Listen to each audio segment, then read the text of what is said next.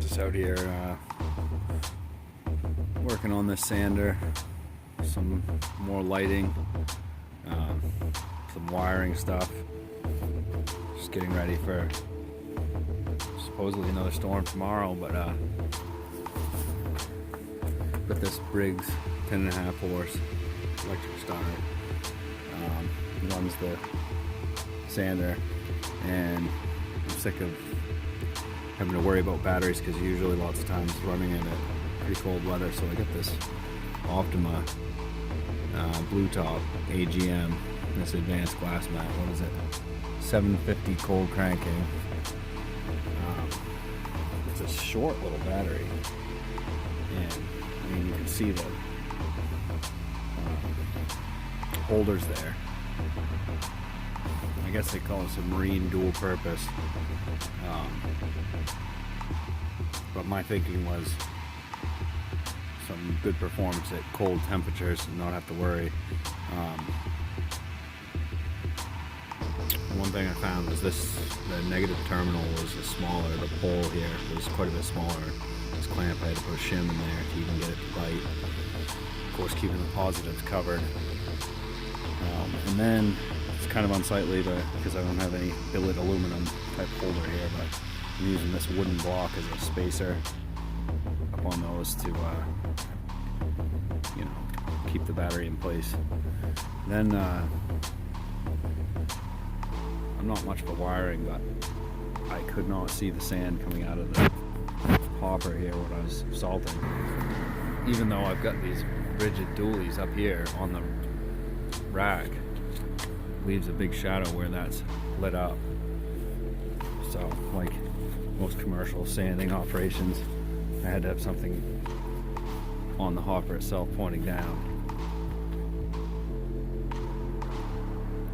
I had gone to Napa and all they had was for LED was this overpriced Buyers, B-U-Y-E-R-S. You know, it seems like it's pretty good stuff, and the build quality is good. It's thin housing with nice components and a really nice piece of wiring attached to it, but they only had one, so I picked that up.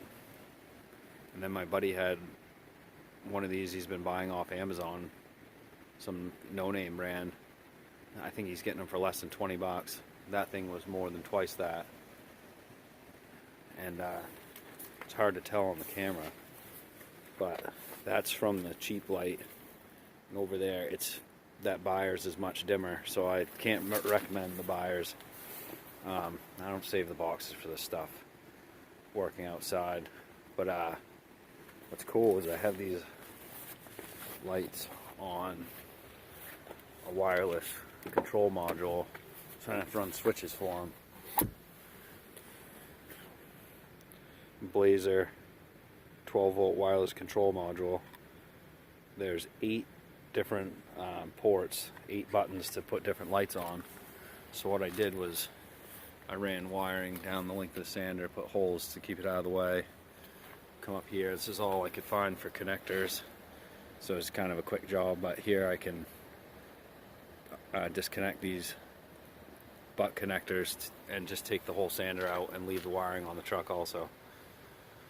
So that wiring goes down underneath, and it comes up to this unit here, which I had to take off the Velcro. Let's see if I can show you. This is the unit here.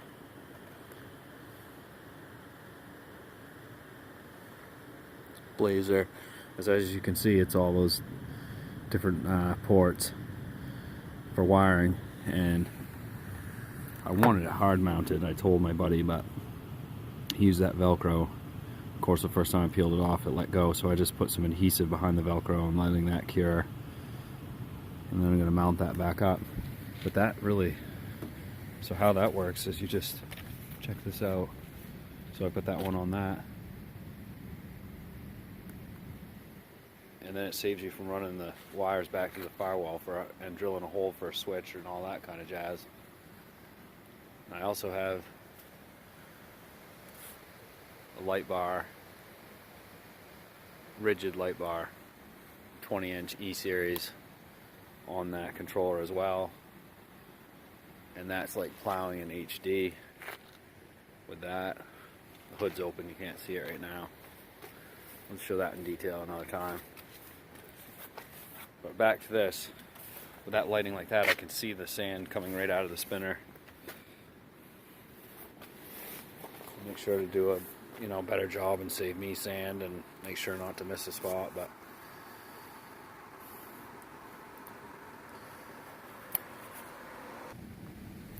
yeah, I'm running a trickle charge to this battery right now. Oh yeah, that's another thing is these covers for these gas motors have all these vents in them. It's way overkill. You can see that's the only spot the exhaust hits, coming out right there. What my friend and I have been doing for a while, and I forgot with this one. So the other night, this one looked like a snowball. The snow would come in through, powder snow. I'm driving on the road, so I'm putting these panels up, zip tying them in to, I'm not going to block the exhaust, of course, but temperature's always low when you're running them. You're only running them for, 10 minutes max at a time. Get these panels at Home Depot. They're like, like corrugated plastic, like you make political signs, whatever, campaign signs. So I'm doing that, and with all this wiring, gas, extra lights, one thing I would highly recommend is having some good fire extinguishers with you. And I have a nice bracket over there, but in a hurry. I didn't realize Sandra was gonna force me to take the fire extinguisher out, and I was in a hurry, so I didn't move the bracket, which I should have. Mounted it on the side. I did have an old woods truck, plow truck, catch on fire on me years ago, and it was pretty scary. The what was it?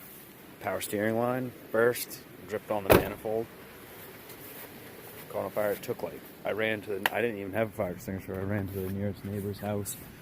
He's a nice gentleman. He gave me 3 fire extinguishers. It took all 3 to get the truck out, and it burned all the plug wires off. But so, with the plow gear, the solenoids up front, all these wires and lighting and stuff back here, and just one of those little. I have another one in the truck on the driver's side, not this big, but a house size one. And it took 3 of those normal house size ones. This was the type that they have on Mack trucks here. I would recommend having more than one. So yeah, this sander is pretty cool. It's wireless. It's a wireless module there. I'm not gonna go get the throttle, but it,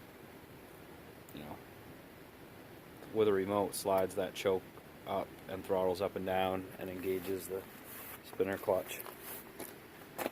So, which I was having trouble with that clutch the other night. It decided to stop engaging because under here is a magnetic 12-volt clutch face, and turned out to be one of those wires there. But that connector appeared to be all right, but I cleaned it up and put some dielectric grease on it, and it started working.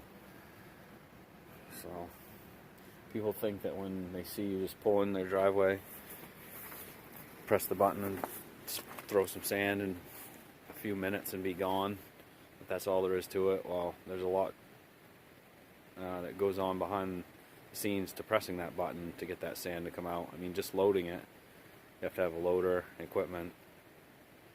We've had 3, maybe 4 days straight of just sheer ice driveways.